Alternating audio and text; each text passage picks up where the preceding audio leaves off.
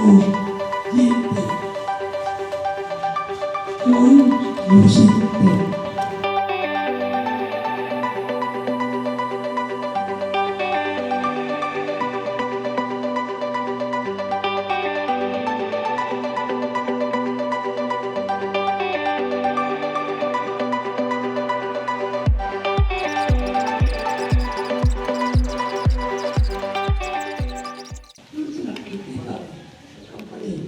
Ngayon, pag kumikita sila, kumikita lang. Kaya, nag-aanak sila, nag-worker, magtatrabaho tayo.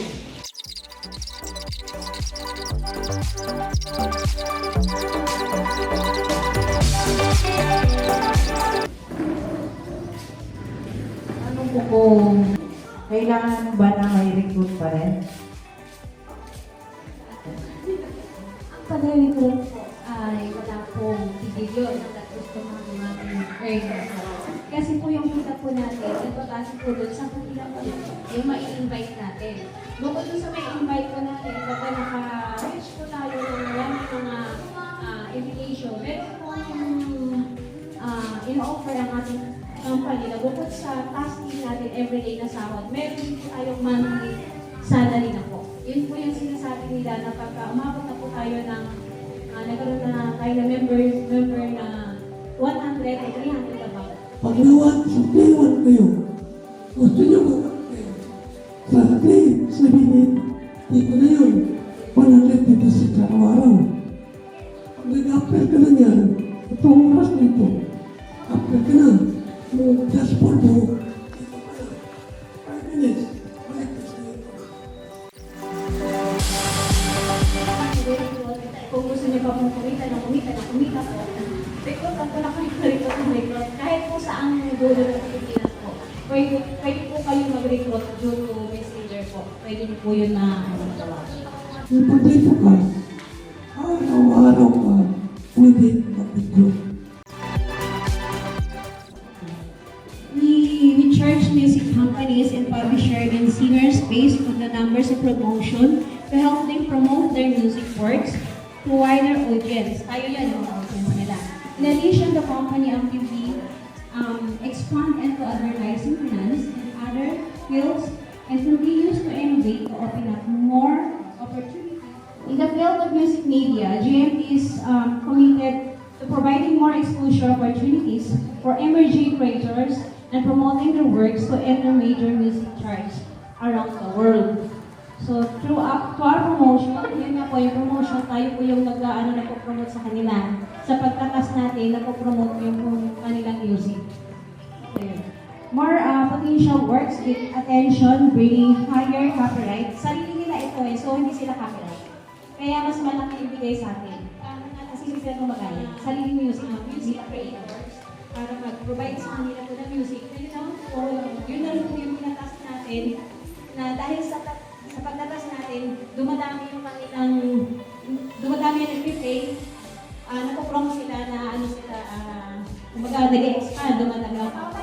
Malinaw po yung trabaho po natin po ay yung pagtatasking po everyday, tapos yung mga nag-receive natin from GMT for investment, tapos yung dynamic po, analysis po yun. Kasi binibigay po si GMT sa NBC na yung red envelope, meron pong pinaka-paste po doon na code, may lumalabas po doon na amount.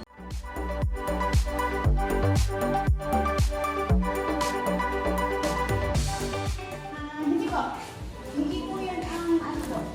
Kasi wala pong ito po, yan yung pinaka-ano ng company natin. Meron pong mag-a-assist po sa inyo kasi meron pong mga process po yun na ginagawa. Opo. Tapos ito po yung sinasabi niyo po, na pagka mag-upgrade po kayo, yung 160 po, di ba po gusto niyo pong tumas yung sahod niyo po? Pag-ano po kayo sa dito or D3. Automatic po, i-refund agad ito. Yung dati niyo pong niregistered na or deposit na amount, ibabalik matik doon, on that spot po, ibibigay din po kaagad sa inyo yun. Pagka na-register nyo na po yung panibago na po niyo. Si Sis Minda po, tingol na po siya. Isang beses na natin ako sa request niya, doon na kagad niya. Malapit niya lang mabawi yung kanyang yung na-deposit, ano ba po, nakapag-savings na siya, nakapag-deposit na yung kanyang 1-2 for 1 year. Pero yung interest, nakukuha niya na yan daily. So parang yun na lang pinapalagay natin sa ano natin deposit. Excuse me,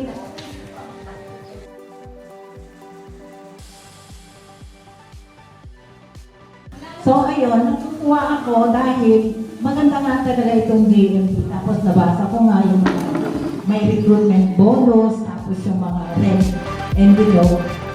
Meron tapos si Chema naka-receive na siya nung ano ko lang po. Since ito pong GMP ko, nag-start po ito ng 2020. Gawa po ng pandemic, ang layunin po nila ay mabigyan ng mga trabaho yung mga nawalan ng trabaho po. So kahit nasa bahay hindi nakakalabas, nakakaroon po ng trabaho.